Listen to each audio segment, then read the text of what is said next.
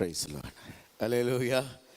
கர்த்தருடைய பரிசுத்த நாமத்துக்கு மகிமை உண்டாவதாக. நாம் வேதத்திலிருந்து ஒரு சிறிய பகுதியை நம்முடைய தியானத்திற்காக நாம் வாசிக்கலாம். யோவான் எழுதின சுவிசேஷம் 15ஆம் அதிகாரம் 25வது வசனத்தை நாம் வாசிக்கலாம். யோவான் 15:25. முகாந்திரம் இல்லாமல் என்னை பகைத்தார்கள் என்று அவர்களுடைய வேதத்தில் எழுதியிருக்கிற வாக்கியம் நிறைவேறும்படிக்கு இப்படி ஆயிற்று. அவர்களுடைய வேதத்தில் எழுதியிருக்கிற வாக்கியம் நிறைவேறும்படி இப்படி ஆயிற்று. முகாந்திரம் இல்லாமல் என்னை பகைத்தார்கள். கர்த்தருக்கு மகிமை உண்டாவதாக. ஆண்டவராகிய இயேசு கிறிஸ்து தம்முடைய சீஷர்களை அழைத்து கடைசியில், அதாவது இந்த 13ஆம் அதிகாரத்துக்கு பிறகு, 13ஆம் அதிகாரம் நீங்கள் பார்த்தீங்கன்னா அவர்களோட கடைசியாக பந்தி இருந்துட்டு அவங்களோட அப்பமெல்லாம் புசிச்சு கால்களெல்லாம் கழுவி காட்டி கொடுக்கறத பற்றியெல்லாம் பேசிட்ட பிறகு நான் போகிறேன், ஆவியானவரை உங்களுக்கு அனுப்புவேன் அப்படின்னு சொல்லிட்டு நிறைய காரியங்களை அவங்களோட டிஸ்கஸ் பண்ணுறாரு. அந்த 14, 15, 16 பிரதான ஆசிரியர் ஜெபம் 17 வரைக்கும் நிறைய காரியங்களை டிஸ்கஸ் பண்ணுறாரு. இப்போ அதில் ஒரு முக்கியமான காரியத்தை ஆண்டவர் சொல்கிறாரு. முகாந்திரம் இல்லாமல் அவர்கள் என்னை பகைத்தார்கள் அப்படின்னு அங்கே எழுதியிருக்கிற ஒரு வேத வாக்கியத்தை அவர் என்ன பண்ணுறாருனா அடிக்கோடிட்டு காட்டி, ஸோ அந்த வேத வாக்கியத்தின் அடிப்படையில் என்ன எல்லாரும் என்ன பண்ணுறாங்கன்னா காரணமே இல்லாமல் பகைச்சிருக்கிறாங்க, காரணமே இல்லாமல் என்னை கொண்டு போய் என்ன பண்ண போகிறாங்கன்னா சிலுவையில் அறைய போகிறாங்க. இதுதான் தனக்கு நேரப்போகிறது என்பதை ஆண்டவர் என்ன பண்ணுறாருனா அங்கே சொல்கிறார். கவனிங்க, இந்த உலகத்திலேயே ரொம்ப ஒரு வேதனையான பெயின்ஃபுல்லான விஷயமா எது இருக்கும் அப்படின்னு சொன்னால், நாம் நேசிக்கப்படுகிறவர்களால் நாம் வெறுக்கப்படுவது. நாம் யாரை நேசிக்கிறோமோ அவங்க நம்மளை நேசிக்கலை, அவங்க நம்மளை வெறுக்கிறாங்கன்றது இந்த உலகத்திலேயே ரொம்ப பெரிய ஏற்றுக்கொள்ளவே முடியாத ஒரு பெரிய வலி மிகுந்த ஒரு காரியமாக இருக்குது இல்லையா? ஆண்டவருடைய அந்த யோவான் 1ஆம் அதிகாரத்தை நீங்கள் பார்த்தீங்கன்னா, அவர் தன்னுடையதிலே வந்தார், அவர் தமக்கு சொந்தமானதிலே வந்தார். அப்படின்னா அவருடைய ஜனங்க அப்படின்ற ஒரு பெரிய எதிர்பார்ப்போட நம்பிக்கையோட அவர் வந்தார். ஆனால் அவருக்கு சொந்தமானவர்கள் என்ன பண்ணார்னா அவர்களை ஏற்றுக்கொள்ளவில்லை. எப்போவுமே நம்ம இந்த உலகத்திலேயே ரொம்ப பெரிய வழி என்னன்னா, உங்களுடைய அன்பை மக்கள் புரிந்து கொள்ளாத பொழுது, உங்களை மக்கள் ஏற்றுக்கொள்ளாத பொழுது, உங்களை புறக்கணிக்கும் பொழுது உண்டாகிற ஒரு வலி மாதிரி வேற எந்த வலியுமே பெருசாக இருக்காது. ஒருத்தனை அதை விட சுட்டு கொண்டுலாம் இல்லை அருவாளால் வெட்டி கூட கொண்டுடலாம், அதெல்லாம் அவ்வளோ பெரிய வலியாக இருக்காது. ஏன்னா நாம் நேசித்தவர்களால் நாம் புறக்கணிக்கப்படும் பொழுது அது கொடுக்கிறதான வலியும் வேதனையும் மிகப்பெரிய வலியாக வேதனையாக இருக்கும். இங்கே ஆண்டவர் சொன்னார், முகாந்திரம் இல்லாமல் என்னை பகைத்தார்கள். கவனிங்க, ஒரு மனுஷனை அதாவது எவ்வளோ காலத்துக்கு தான் பகைக்க முடியும் அப்படின்னு எனக்கு தெரியல. ஆண்டவராகிய இயேசு கிறிஸ்து இந்த பூமியில் அவர் கருவா உருவான நாள்லேருந்து அவரை உலகம் பகைச்சிக்கிட்டே இருக்குது. நீங்கள் யோசிச்சிங்கன்னா அவர் கருவா உருவான உடனே நீங்கள் பார்த்தீங்கன்னா மரியாளை கல்லெறிந்து கொலை செய்ய வேண்டும் என்று அவரை வயிற்றிலேயே கொன்றணும். இப்போ மரியாதை கல்லெறிஞ்சு கொண்டுட்டா அவரும் என்ன ஆயிடுவார், ஆட்டோமேட்டிக்காக செத்துத்தானே போயிடுவார். அப்போ வயிற்றில் உருவாகும் பொழுதே உலகம் பகைச்சிருச்சு, அப்போவே கல்லெறிந்து கொல்லணும்னு முடிவு பண்ணிட்டாங்க. அப்போ கர்த்தர் யோசேப்பின் மூலமாக என்ன பண்ணுறாரு, அங்கே ஒரு வழியை உண்டாக்குறத நம்ம பார்க்குறோம். சரி, பிறந்து குழந்தையா எங்கள் ஒரு ஒரு ஒரு ஒரு பாலகனாக இருக்கிற நாட்களில் நம்ம சொல்லுவோம்ல, இந்த சின்ன பிள்ளைங்கள்லாம் விளையாடும், அது ஒரு பிஞ்சுன்னுவோம், நம்ம ஒன்றும் தெரியாது அதுக்கு, அது குழந்தைன்னுவோம். அப்போ 2 வயசுக்குட்பட்ட ஒரு குழந்தைக்கு என்ன தெரிஞ்சிடும், அப்போ 2 வயசுக்குட்பட்ட அந்த குழந்தைய கொல்றதுக்கு ஏரோது தேசமெங்கும் ஆட்களை அனுப்புறான். 2 வயசுக்கு உட்பட்ட அந்த குழந்தை எங்கே பிறந்திருக்குன்னு கண்டுபிடிங்க, விசாரிங்க. அந்த குழந்தைய இருக்கக்கூடாது, அது வளரக்கூடாது, அது வாழக்கூடாது. ஒரு மனுஷன் என்னங்க வளர்ந்து ஒரு ஆளாயிட்ட பிறகு அதை கொல்றதா இருந்தால் பரவாயில்ல, அது வளரவே இல்லை, அது வாழவே கூடாதுன்னு நினச்சி அதை கொல்றதுக்கு தேடுறதுக்கு ஒரு பெரிய ராஜா தயாராக இருக்கிறான். நீங்கள் யோசிச்சு பாருங்க அருமையான தேவனுடைய பிள்ளைகளை, குழந்தையாக இருக்கும் போதே கொல்றதுக்கு தேடுறது. சரி, வளர்ந்து வாலிபமான பிறகு தான் உலகம் அவரை சந்தோஷமாக ஏற்றுக்குச்சா? அப்படி ஏற்றுக்கவே இல்லை. உலகம் என்ன பண்ண பண்ணுதுன்னா அப்பயும் அவரை பகைக்குது. ஒரு பக்கம் பிரதான ஆசாரியர்கள் பகைக்கிறார்கள், ஒரு பக்கம் வேத பாரகர்கள் பகைக்கிறாங்க, இன்னொரு பக்கம் பரிசேய சமயத்தினர் சதுசேயர்கள் எல்லாரும் பகைக்கிறாங்க. பாருங்க, ஒரு கட்டத்தில் யூதர்கள்லாம் அவரை ஏற்றுப்பாங்களான்னு பார்த்தா யூதர்களும் அவரை ஏற்றுக்கொள்ளலை. இவன் எங்களுக்கு வேண்டாம், இவனை என்ன பண்ணுங்கன்னா சிலுவையில் அறையும் அப்படின்னு சொல்லி ஒப்பு கொடுக்குறாங்க. அப்போ எல்லாருமே பிறப்புல இருந்து இறப்பு வரைக்கும் ஒரு மனுஷன் பகைக்கப்பட முடியுமானா பகைக்கப்பட்டிருக்கிறார். நீங்களாம் கொஞ்சம் பாக்கியவான்கள் பாருங்க. பிரைஸ் காட், அல்லேலூயா. ஏன் சொல்லுங்க பார்க்கலாம். சில நேரத்தில் நம்மளை கொஞ்சம் பேருக்கு பிடிக்காது, பரவாயில்ல. கொஞ்சம் பேருக்கு பிடிக்கலனாலும் அப்பப்போ கொஞ்சம் கொஞ்சம் நல்லா இருக்கிறோம், கொஞ்சம் கொஞ்சம் இல்லை, கொஞ்ச நாள் கஷ்டம் இருந்தாலும் கொஞ்ச நாள் நல்லா வாழ்கிறோம். ஆனால் பிறந்ததுலேருந்து சாகிற வரைக்கும் ஒரு மனுஷன் பகைக்கப்பட்டுக்கிட்டே வெறுக்கப்பட்டுக்கிட்டே துரத்தப்பட்டுக்கிட்டே இருக்கணும்னா அது எப்படி முடியும்? அப்படி பகைக்கப்பட்டு ஒருத்தர் வாழ்ந்து இந்த பூமியை விட்டு கடந்து போனார். அவர் தான் நம்முடைய ஆண்டவராகிய இயேசு கிறிஸ்து. பிரைஸ் காட், அல்லேலூயா. கவனிங்க, அப்படிப்பட்ட ஒரு பகையை சம்பாதித்த அந்த ஒரு வார்த்தை, அழகான ஒரு வார்த்தை 15:25 முகாந்திரம் இல்லாமல் என்னை பகைத்தார்கள் அப்படின்னு சொல்றார். அப்படி சொல்ற அந்த வார்த்தையிலிருந்து முக்கியமான சில காரியங்களை மாத்திரம் இந்த மாலை வேளையில் தியானிக்க கர்த்தர் நமக்கு கிருபை தருவாராக. பிரைஸ் காட், அல்லேலூயா, அல்லேலூயா. 4 இல்லைன்னா 5 குறிப்புகளை நான் வேகமாக சொல்ல விரும்புகிறேன். நம்பர் 1, நீங்க வாசிங்க அந்த வசனத்தை. நீங்க வாசிக்கும் பொழுது மறுபடியும் ஒரு முறை வாசிங்க பார்க்கலாம். முகாந்திரம் இல்லாமல் என்னை பகைத்தார்கள் என்று அவர்களுடைய வேதத்தில் எழுதியிருக்கிற வாக்கியம் நிறைவேறும். கவனிங்க, அங்க அவர்களுடைய வேதத்தில் எப்படி சொன்னார் பாருங்க, அவர்களுடைய வேதத்தில். ஏன் அதே மாதிரிதான் இன்னொரு இடத்துலயும் சொல்லுவாரு, நான் உங்களுக்கு சொன்னதாய் உங்கள் வேதத்தில் எழுதியிருக்கவில்லையா அப்படின்னு. நான் உங்களுக்கு சொன்னதாய் உங்கள் வேதத்தில் எழுதியிருக்கவில்லையா? அப்ப உங்கள் வேதத்தில், அவர்கள் வேதத்தில் அப்படின்றாரு. ஏன் இயேசு கிறிஸ்து தன்னுடைய வேதமாக அதை பார்க்கலையா? உங்களுக்கு புரியுதா? உங்களுக்கு பாருங்களேன், உங்கள் வேதத்தில் அவர்கள் வேதத்தில் அப்படின்னு சொல்றாரு இல்லையா?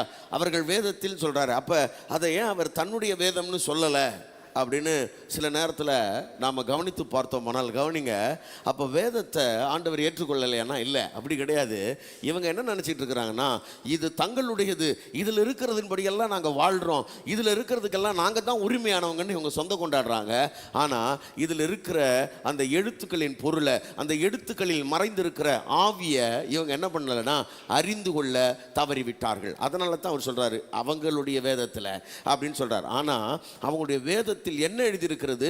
முகாந்திரம் இல்லாமல் என்னை பகைத்தார்கள் அப்படின்னா இது ஒரு தீர்க்க தரிசனம், பழைய ஏற்பாட்டில் இருக்கக்கூடிய ஒரு வசனம். அந்த வசனம் என்னை குறித்து சொல்லப்பட்டதுன்னு இயேசு கிறிஸ்து 100% நம்பி அதை சொல்றார். நல்லா ஞாபகம் வச்சுக்கணும். இயேசு கிறிஸ்து அவருடைய வேதம் சொல்றதுனால அதை தன்னுடைய வேதம் இல்லை என்று சொல்லவில்லை. அந்த வேதம் தன்னை குறித்துத்தான் சொல்லுகிறது என்பதை ரொம்ப தெளிவா என்ன பண்றாருன்னா அங்கே அவர்களுக்கு உணர்த்துகிறதை நாம் பார்க்கிறோம். இந்த வசனம் எங்க இருக்கு?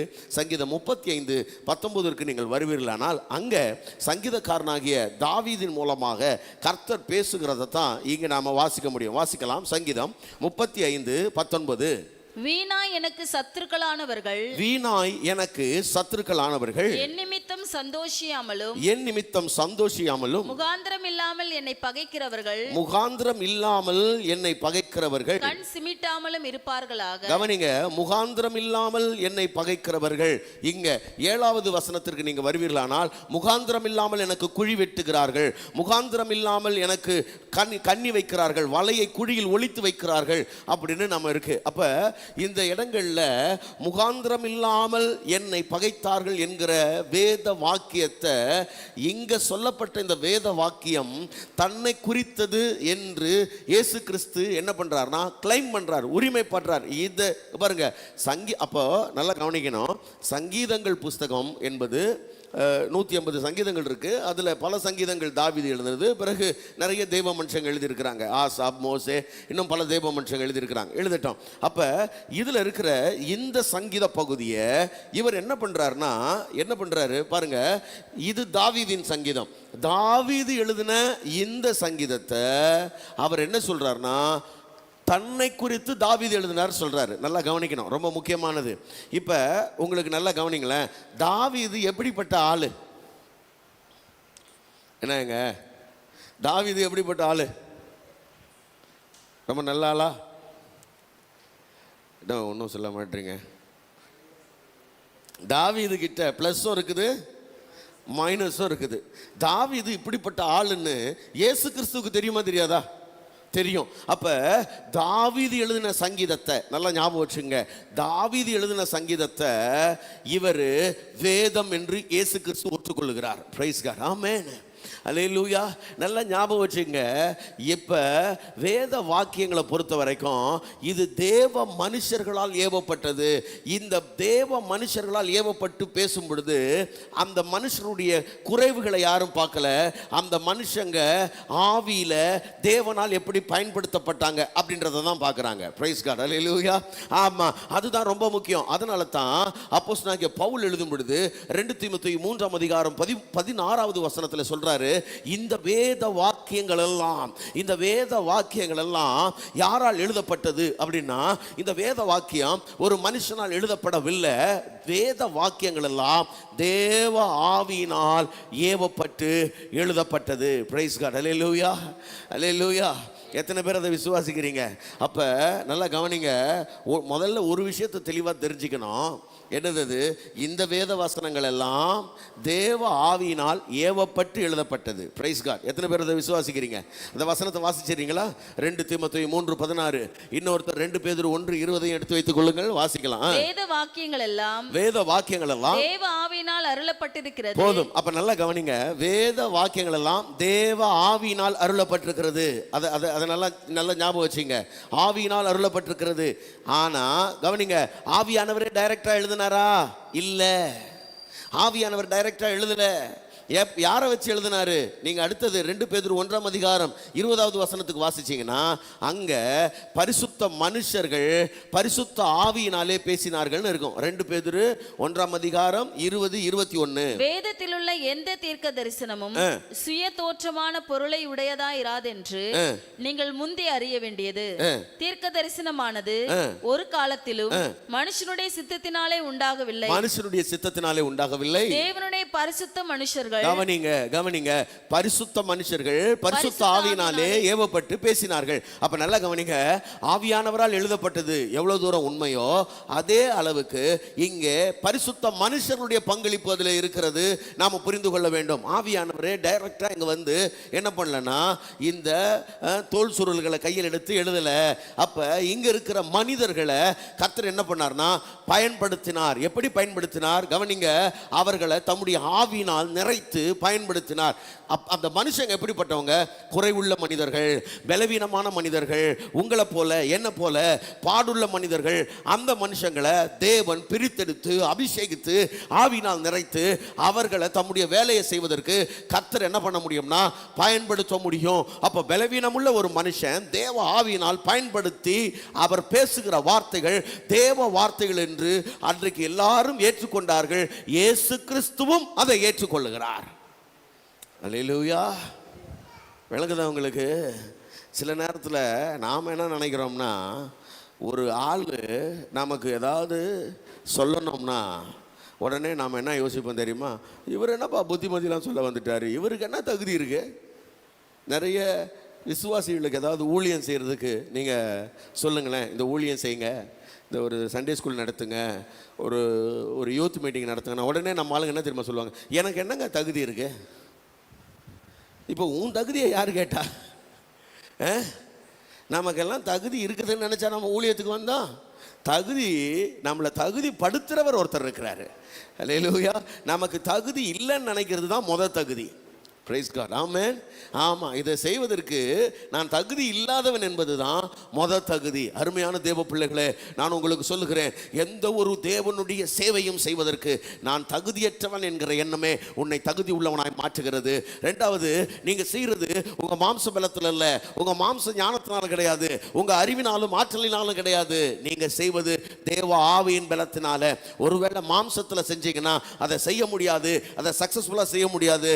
ஆண்டவரே, இதை செய்வதற்கு எனக்கு பலன் தாரும். பவுல் தன்னுடைய ஊழியத்தை எல்லாம் செய்து முடித்த பொழுது அவர்கள் எல்லாரிலும் நான் அதிகமாய் பிரயாசப்பட்டேன், ஆகிலும் நான் அல்ல. நான் அல்ல, தேவ கிருபையே என்னை பலப்படுத்தினது என்று சொல்லுகிறார். அப்ப நல்லா கவனிக்கணும், இந்த தேவனுடைய ஊழியத்தை செய்வதற்கு பலவீனமான என்ன, அற்பமா எண்ணப்பட்ட என்ன, பைத்தியமா என்ன, இழிவா எண்ணப்பட்ட என்ன, இல்லாதவைகளா இருக்கிற என்ன தேவன் தெரிந்து கொண்டு தம்முடைய ஊழியத்தில் என்ன பண்றார்னா பயன்படுத்துகிறார். அப்ப நான் என் மூலமா செய்யப்படுகிற ஒரு வேலையை கர்த்தர் அங்கீகரிக்கிறார். ஆமென், அல்லேலூயா. அப்ப கவனிங்க, ஒரு தாவீது எழுதின வாக்கியங்களை, தாவீது மாத்திரமல்ல, மோசே எழுதின வாக்கியங்கள், எந்த தீர்க்கதரிசிகள் எழுதின வாக்கியங்களும் சரி, இதை வேதம் என்று ஆண்டவராகிய இயேசு கிறிஸ்து ஏற்றுக்கொள்ளுகிறார்.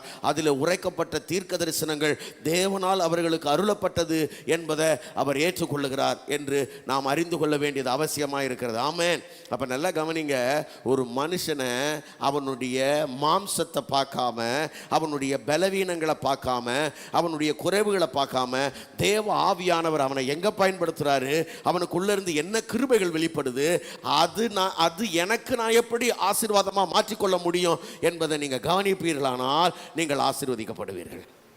அல்லேலூயா, அல்லேலூயா. அப்போ நல்லா கவனிக்கணும், இங்கே தாவீது எழுதின வாக்கியத்தை வேத வாக்கியம் என்று ஆண்டவர் மிக தெளிவாய் சொல்லுகிறார். ஆமென்.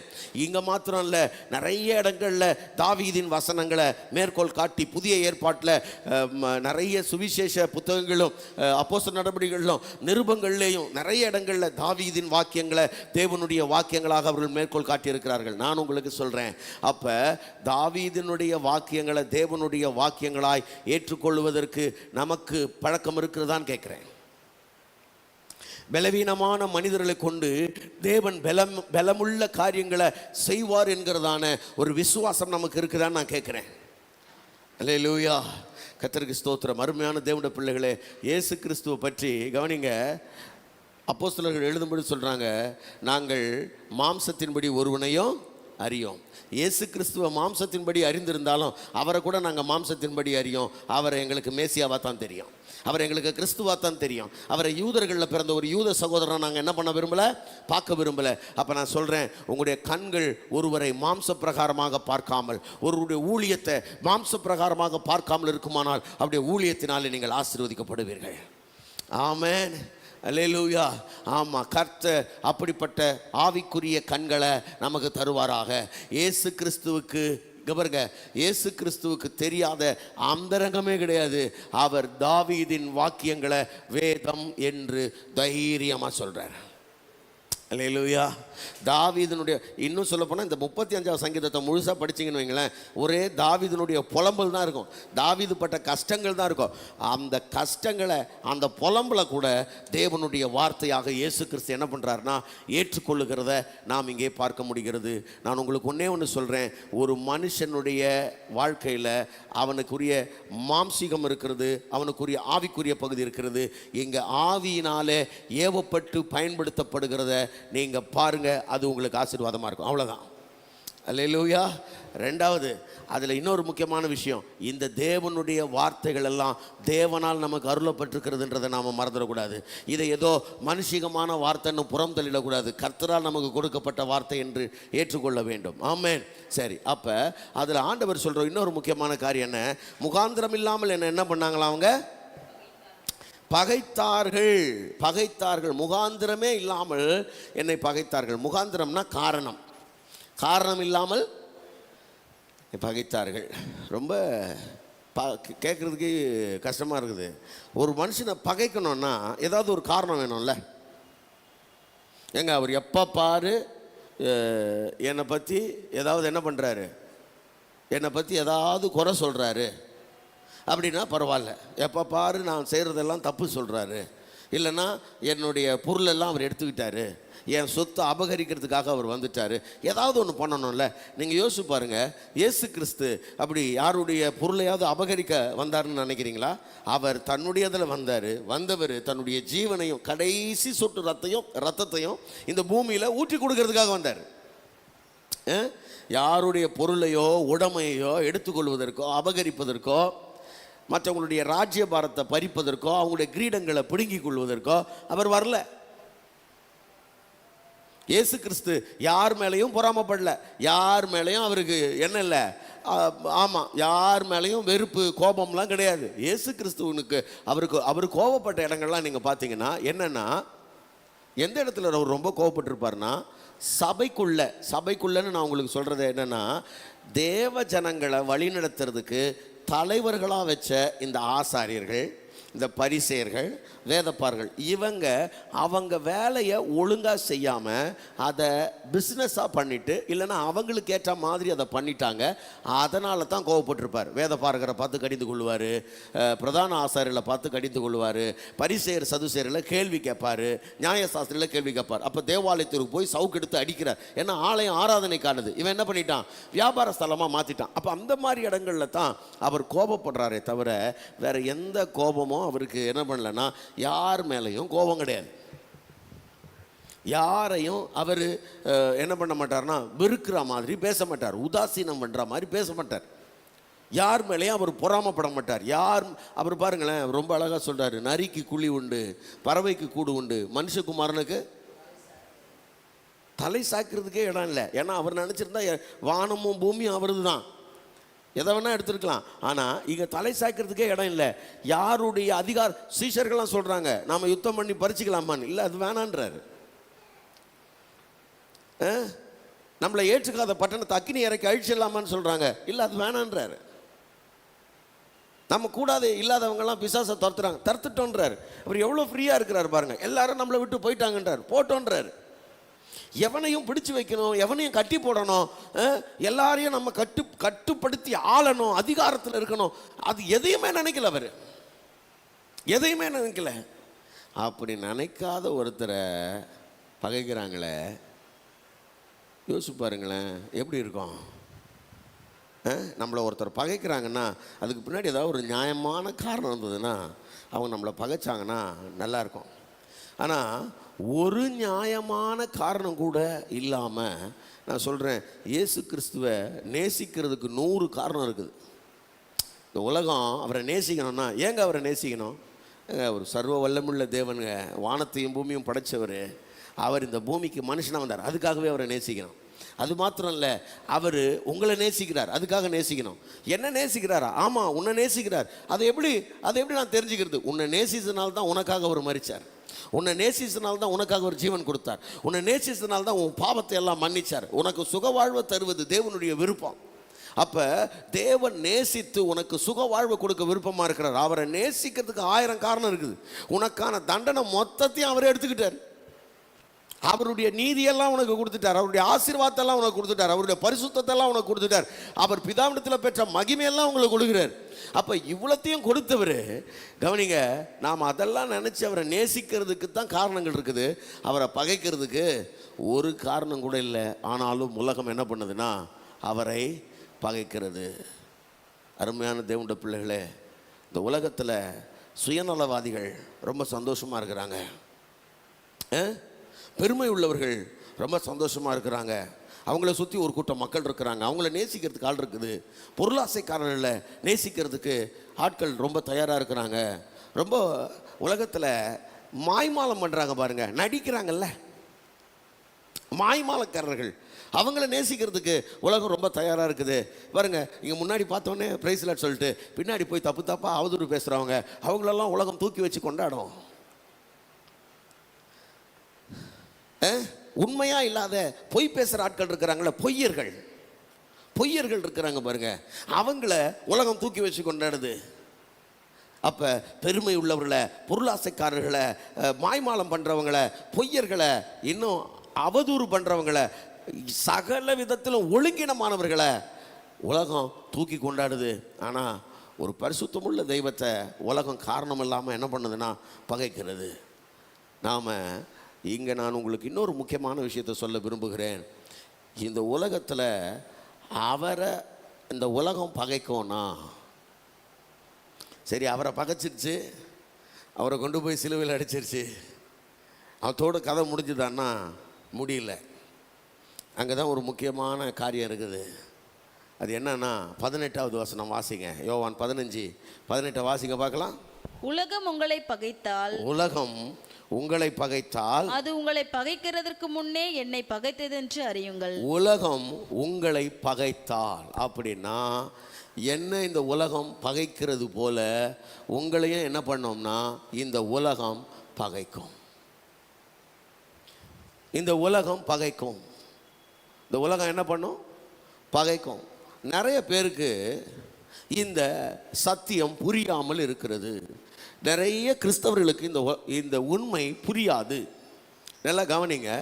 நீங்கள் ஒரு உண்மையான விசுவாசியாய் வாழ நீங்கள் விரும்புவீர்களானால் ஆண்டவருக்கு ஏற்ற கொஞ்சமாச்சு முயற்சி பண்ணுவீங்கன்னா, கொஞ்சமாச்சு கடவுளுக்கு ஏற்ற ஒரு வாழ்க்கை வாழணும்னு நீங்கள் ஒரு முயற்சி எடுக்கிற ஆளாக இருந்தால் நான் உங்களுக்கு சொல்கிறேன், இது உங்கள் வாழ்க்கையில் கட்டாயம் நிறைவேறும். எது தெரியுமா? இந்த உலகம் உங்களை பகைக்கும். ஏன் உங்களை பகைக்குது அப்படின்னா, இப்போ இயேசு கிறிஸ்துவை ஏன் பகைச்சுது? காரணம் இருக்கா? என்ன போட்டிருக்கு அந்த வசனம்? முகாந்திரம் இல்லாமல் பகைக்கிறது.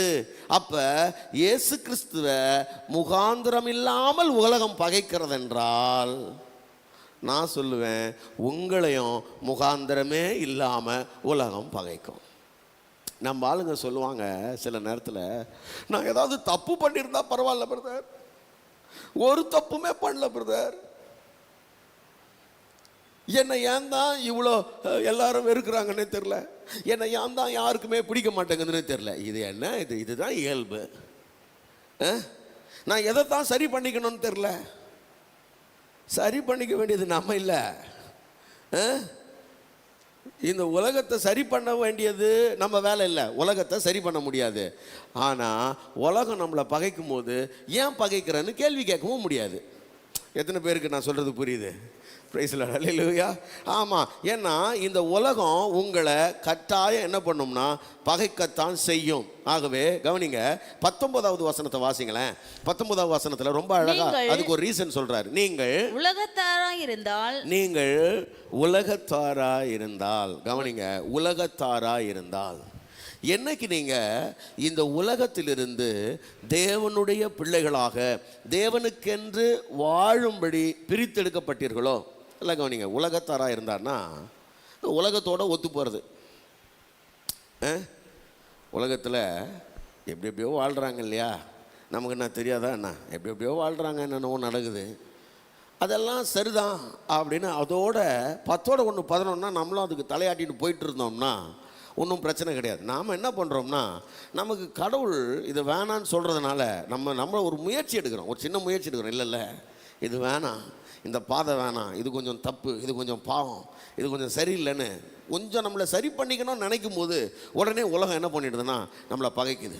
நம்முடைய நண்பர்கள், நேற்று வரைக்கும் நீ எங்கள் கூட தானே இருந்த, இன்றைக்கினா ரொம்ப யோகியம் மாதிரி பேசுகிற, நேற்றெல்லாம் நம்மளாம் ஒன்றா சேர்ந்து தானே அங்கே போனோம், நேற்றெல்லாம் ஒன்றா சேர்ந்து தானே இதை பண்ணோம், இன்றைக்கினா நீ இது வரமாட்டேங்கிற அப்படின்னு உடனே உலகம் நம்மளை என்ன பண்ணோம்னா பகைக்கத்தான் செய்யும். நீங்கள் உலகத்தோடவே ஒத்து போயிட்டீங்கன்னா உலகம் உங்களை ஒன்றுமே சொல்லாது, உலகம் உங்களை கொண்டாடும்.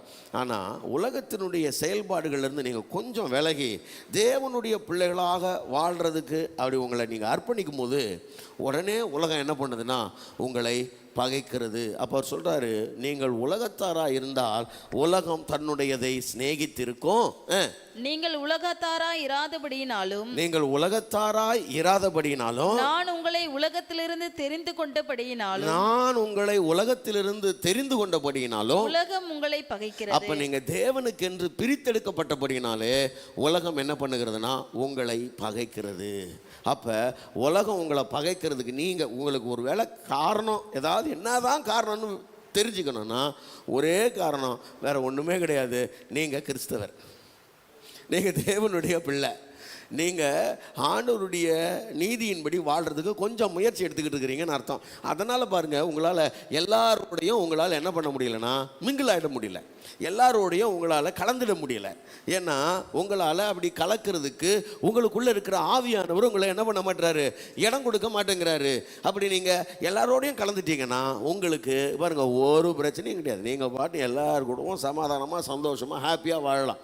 ஆனால் உள்ள ஆவியானவர் உங்களை இருந்து தூங்க விட மாட்டார்.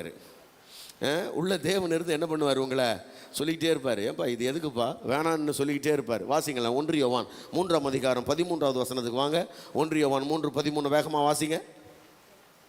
என் சகோதரரே, என் சகோதரரே, உலகம் உங்களை பகைத்தால் ஆச்சரியப்படாதிருங்கள். உலகம் உங்களை பகைத்தால் ஆச்சரியப்படாதிருங்கள். நாம் சகோதரரிடத்தில் அன்பு கூறுகிறபடியால் மரணத்தை விட்டு நீங்கி ஜீவனுக்கு உட்பட்டு இருக்கிறோம் என்று அறிந்திருக்கிறோம். உலகம் உங்களை பகைத்தால் ஆச்சரியப்படாதிருங்கள். ஏன்? அதுக்கு முந்தின வசனம் சொல்லுது, கவனிங்க. ஏன் ஆச்சரியப்படாதிருங்கள்? ஏனென்றால் ஆபேல் செலுத்தின காணிக்கையை கர்த்தர் அங்கீகரித்தார், காயினுடைய காணிக்கையை அங்கீகரிக்கல. இவ்வளவுதான் நடந்துச்சு. அதுக்கு முந்தின வசனத்தில் இருக்கிற விஷயத்த சொல்றேன், சரியா? ஆனா காயின் என்ன பண்ண? ஆபேல பகைத்தான். பொல்லாங்கனால் உண்டாயிருந்து தன் சகோதரனை கொலை செய்த காயினை போல இருக்க வேண்டாம். அவன் எது நிமித்தம் அவனை கொலை செய்தான்? எது நிமித்தம் கொலை செய்தான்? தன் கிரியைகள் பொல்லாதவைகளும் தன் சகோதரனுடைய கிரியைகள் நீதி உள்ளவளாய் இருந்தது நிமித்தம் தானே. அப்ப நல்லா கவனிங்க. நான் என்னங்க பண்ணேன்? என்னங்க தப்பு பண்ணேன்?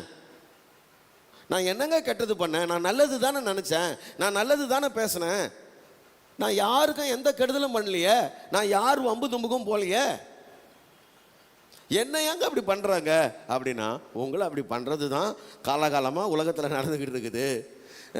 ஆபேல் என்ன தப்பு பண்ணார்? அவர் பாட்டுக்கிட்டு அவர் மந்தையை மேய்ச்சிட்டு மந்தையிலிருந்து வந்ததை, கொழுமையானதை, முதல் தரமானதை, எது தேவனுக்கு ஏற்குமோ அதை விசுவாசத்தோடு கொண்டு போய் என்ன பண்ணார்னா பலி செலுத்திட்டு வந்தார். வேற ஒன்றுமே செய்யலையே ஆபேல்.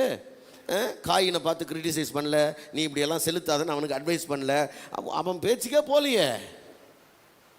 அப்போ நம்ம அடுத்தவங்க பேச்சுக்கே போகாமல் இருந்தால் கூட நம்மளை தேடி வந்து பகைப்பாங்களாங்க?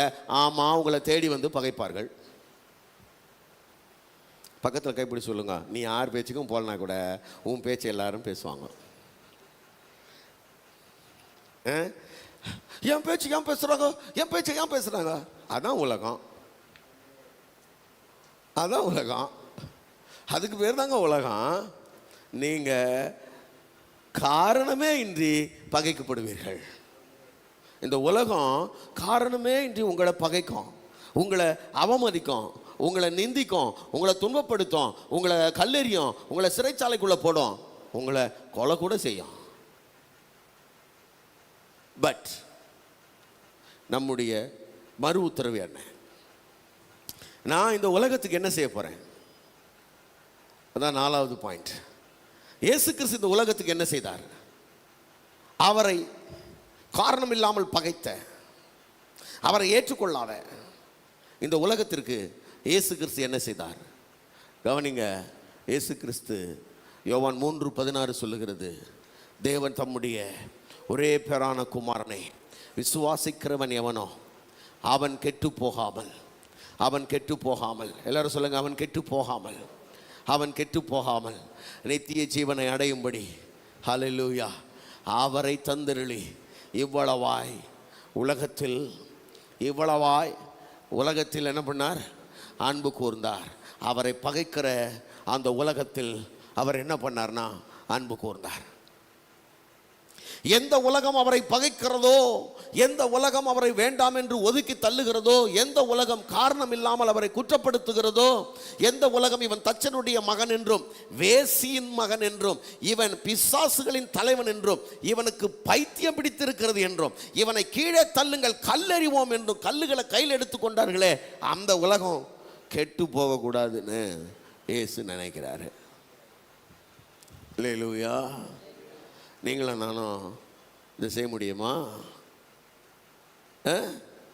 நம்மளை நிந்திக்கிற, நம்மளை துன்பப்படுத்துகிற, நம்மளை பார்க்குற இடத்துலலாம் அவமானப்படுத்துகிற, நம்மளை பற்றி இல்லாததை பொல்லாததை ஏளனமாக பேசக்கூடிய இந்த மக்கள் கூட்டம் கெட்டு போகக்கூடாது என்கிற எண்ணம் உங்கள் உள்ளத்தில் இருக்கா? அப்படிப்பட்ட ஒரு ஒரு விசேஷித்த ஆவி உங்களிடத்தில் உண்டான்னு நான் கேட்குறேன்.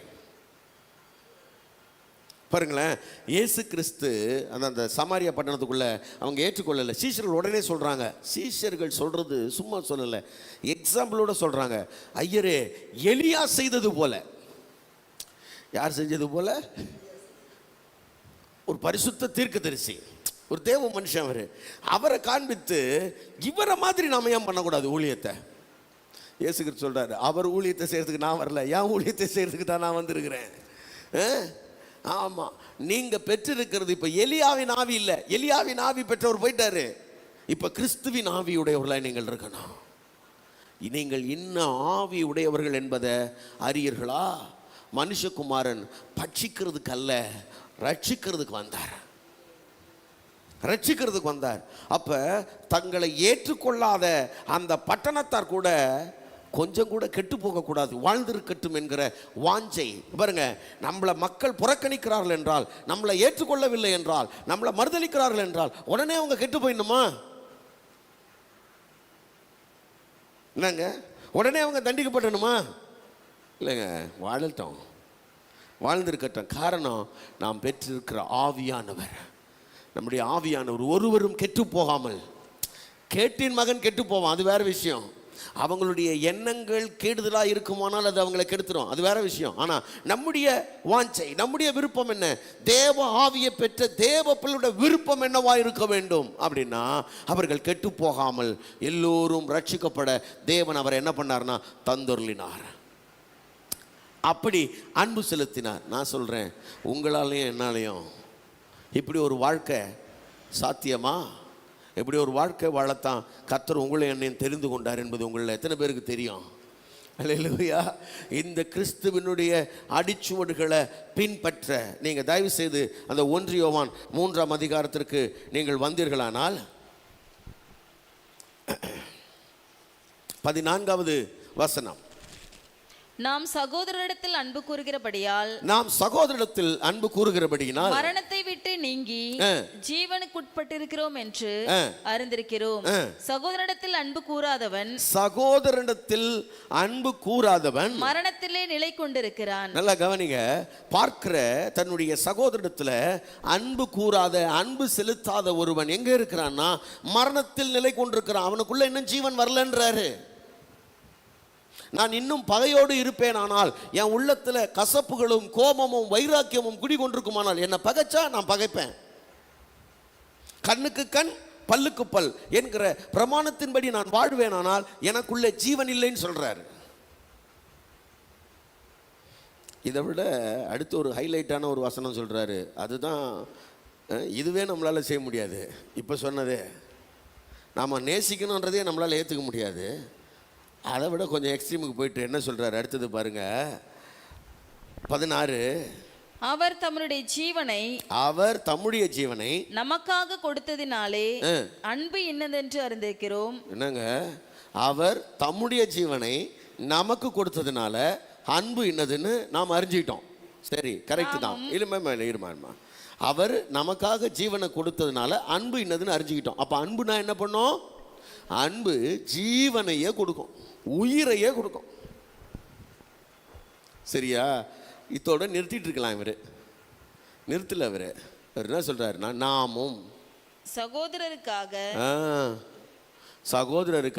ஜீவனை கொடுக்க கடனாளிகளாய் இருக்கிறோம். ஜீவனை கொடுக்க வேண்டும்னு தான் விட்டுருக்கலாம். அது சரி கொடுக்க வேண்டும்னா சரி ட்ரை பண்ணுவோம் அப்படின்னு போயிட்டு இருக்கலாம். ஜீவனை கொடுக்க கடனாளினா என்ன அர்த்தம்? நீ வாங்கிட்டேன்னு அர்த்தம். அப்ப நீ பெற்றிருக்கிற ஜீவன் உன்னுடையது இல்லை, நீ பெற்றிருக்கிற ஜீவன் கிறிஸ்துவனுடையது. அந்த ஜீவன் உனக்கு கொடுத்திருக்கிறாரு, அந்த ஜீவனை நீ உன் சகோதரனுக்காக கொடுக்கணும்ன்றாரு. அப்ப அன்பு செலுத்துறதுல எக்ஸ்ட்ரீம் எந்த அளவுக்கு போகணும்? நீங்க யாரை நேசிக்கிறீங்களோ அவங்களே தூக்கி எடுத்துன்னு போய் உங்களை சிலுவையில மாற்ற வரைக்கும் நீங்க போகணும். அல்லேலூயா. ரொம்ப கஷ்டம் இல்லை? நீங்கள் நேசிச்சுக்கினே இருக்கணும், அவங்க உங்களை அடிச்சுக்கினே இருப்பாங்க, அடிச்சு எடுத்துன்னு போய் கடைசியில் சிலுவையில் மாட்டி தொங்க விட்டுருவாங்க. அப்போவும் என்ன பண்ணணும்? அப்போவும் நேசிக்கணும். பிதாவே அவர்களை மன்னியும், தாங்கள் செய்கிறது என்னதென்று அறியாது இருக்கிறார்களே. இப்படி ஒரு வாழ்க்கை வாழத்தான் கர்த்தர் உங்களை என்னையும் அழைத்திருக்கிறார். அருமையான தேவனுடைய பிள்ளைகளே, அப்போ முகாந்திரம் இல்லாமல் இந்த உலகம் உங்களையும் என்னையும் பகைக்கத்தான் செய்யும். அப்படி முகாந்திரம் இல்லாமல் பகைக்கிற இந்த உலகத்தை முகாந்திரத்தோடு நேசிக்க நீயும் நானும் கடமைப்பட்டிருக்கிறோம். என்ன முகாந்திரம்? அவர் என்னை நேசித்திருக்கிறார், என் தேவன் என்னை நேசித்திருக்கிறார், எனக்காக அவர் ஜீவனை கொடுத்திருக்கிறார். ஆகவே ஜீவனை கொடுத்த அந்த அன்பை நாம் பெற்றிருக்கிறபடினாலே என்னை பகைக்கிற, என்னை வெறுக்கிற, என்னை வேண்டாம் என்று தள்ளிவிடுகிற எவரையும் நான் நேசிக்க கடனாளியாக இருக்கிறேன். ஆமென். ஆமாம், இந்த ஒரே ஒரு சவாலான விஷயத்தை உங்கள் இருதயத்தில் இருத்திட்டு இன்னைக்கு நைட்டு போங்க, இதை தியானம் பண்ணுங்க. ஆண்டவரே, இதை செய்கிறதுக்கு எனக்கு கொஞ்சம் கிருபை தாங்கப்பா. காரணமே இல்லாமல் என்னை பகைக்கிறாங்க, என்னை யாருக்குமே பிடிக்கல, நான் எதுவுமே நினைக்கல, எதுவுமே பண்ணல, எல்லாருக்கும் நல்லது தான் நினைக்கிறேன். ஆனால் எனக்கு மட்டும் ஏன் தான் அவ்வளோ கெட்டது பண்ணுறாங்கன்னு தெரில. எல்லா பக்கமும் எனக்கு குண்டு வைக்கிறாங்க, எல்லா பக்கமும், புரியுதா உங்களுக்கு, எல்லா பக்கமும் எனக்கு கண்ணி வைக்கிறாங்க. இப்போ அவர் சங்கீதக்காரன் சொல்கிற மாதிரி எல்லா பக்கத்துலையும் குழி வெட்டுறானுங்க, நம்பினவங்களாம் மோசம் பண்ணுறாங்க. ஆனால் இப்படி என்ன தான் காரணமே இல்லாமல் பகைச்சாலும் அவங்கள நேசிக்கிறதுக்கு, அவங்கள அன்பு செலுத்துறதுக்கு எனக்கு உதவி செய்யுங்கப்பான்னு சொல்லுங்கள். கர்த்தர் நம்மை ஆசீர்வதிப்பார். நம்ம எல்லாரும் எழுந்து நிற்போம், ஆண்டவரை நோக்கி பார்ப்போம். எல்லாரும் கர்த்தருடைய கரங்களை ஒப்பு கொடுத்து